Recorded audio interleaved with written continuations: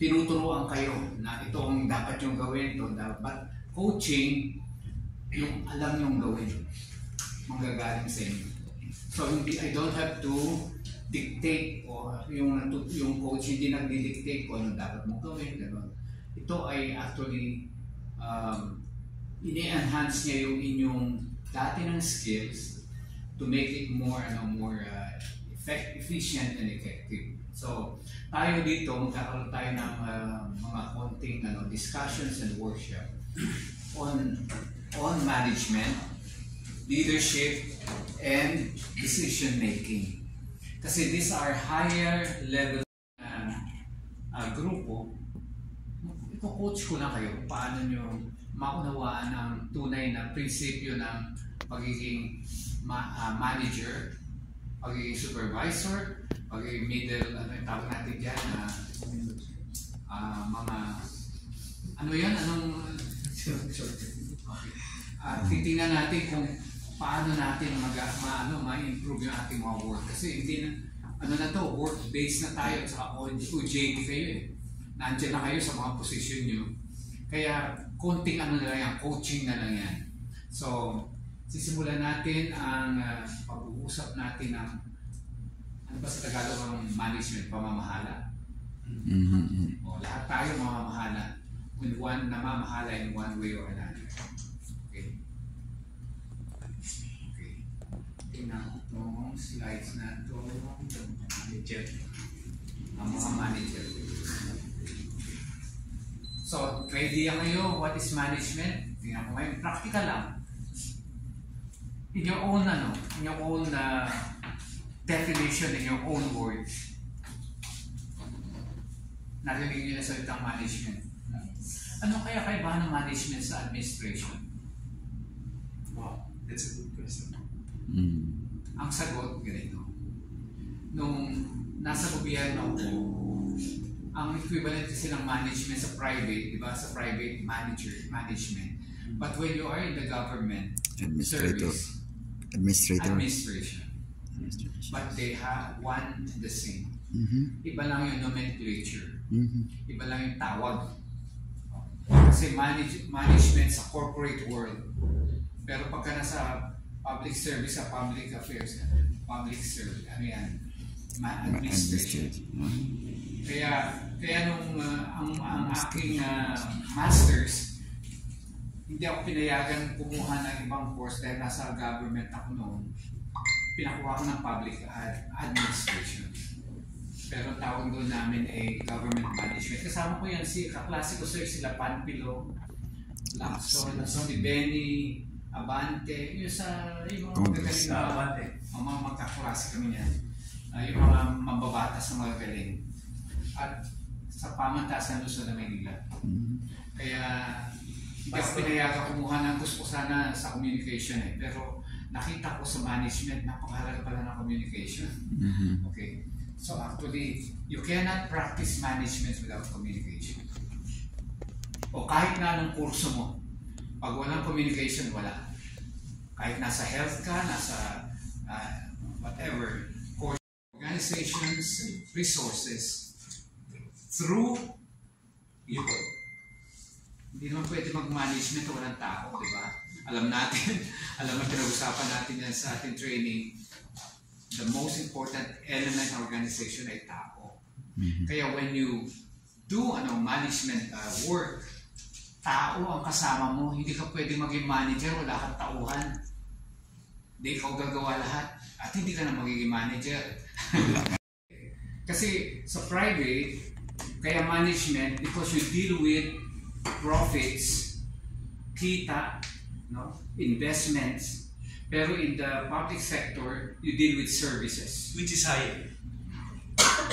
The administration? Or? The same.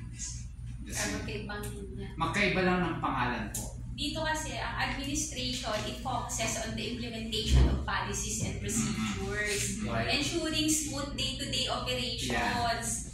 So, tayo may admin dito tayo sa office, so yung pagpapatubad ng mga policies. Pero yung management, it requires may strategic planning, may resource coordination, how you manage it, di ba? Yes. And your resources. It deals with, of course, profits and Profits. At saka ano pala, achieving long-term goals. Long-term Hindi lang goals. yung day-to-day. Hindi lang yung Hindi lang day-to-day. day-to-day na ano. Yung administration. Anyway, we will be dealing with management functions. Okay. Sorry, sir. Ito yung, no problem. Kasi one more thing Doc, management is all about plans and actions. Yes. But the administration is concerned with framing policies. Hindi kayo manager na tigil na ang ano nyo, ang utak nyo. Hindi. Dapat you continue to learn, gain more knowledge. Di ba?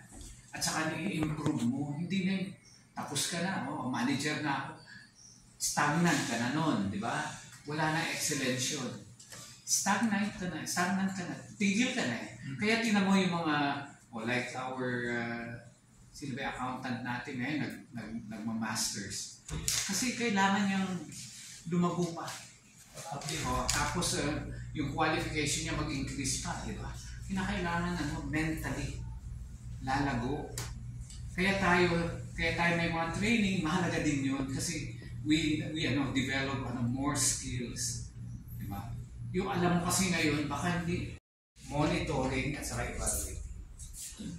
Okay, nakita niyo yung apat na major na yan, merong mahalaga two most important functions of management, yung planning at controlling. The rest yung budgeting nandito na, auditing na sa loob na rin yan. Communicate lang yan lahat. Pero ang pinakamahalaga, planning and controlling. Bakit? Because what you plan, nandun yung objectives mo, i-assess nun sa control. At doon nyo makikita kung na-achieve nga yung plano nyo. Kaya mahalaga yung objectives na specific. Sila Doc. Kung anong sinasabi mo, dapat example ka, ginagawa mo. Kung anong pinapayo mo, dapat ayun din nakikita sa iyo, sa buhay mo. Kaya may integridad. Okay? Plano, pero hindi sila marunong mag-control. Alam nyo rin na wala yung control. Yung control na yan ay ang tinatawag na yung monitor and then you assess and evaluate. Kaya mahalaga yung planning kasi doon sa planning, dapat na monitor yung plinano mo. Ano ibig sabihin? Tina-follow up mo hanggang ma-achieve. Tinusundan. Pero yung leader believes in experimentation and focuses on empowerment. Diba? Tapos leads with authority, tapos develops process. Ito naman develops people, yung leader, at saka leads with influence. Tapos knows it all as a manager and has a fixed mindset. Lahat magagaling. Hirap natapos. Hindi na natapos puro lahat. Minsan problema pa yun. Ayun din. Ito naman laissez-faire. Ito naman yung mga tao ang bida, pero yung leader hindi nagde-decide. Mas yung mga constituency ang nag-iisip, pero yung leader hindi. Okay. Tapos may bago na ngayon yung emergent, transformational, charismatic, productivity, and high employee morale and satisfaction. Ang mga job, yung mga Japanese Toshiba o Sakiba, gano'n. Very naman yung isang move, pero dami yung budget sa may best man. Kumbaga sa best, good, better, best. Yung best ang hahanapin.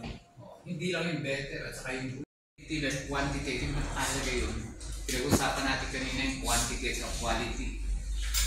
Yung dalawang yung ina-analyze nyo. Yung quantity at saka quality. Ayun, yung quantity, magkano hatian nila, at ang quality,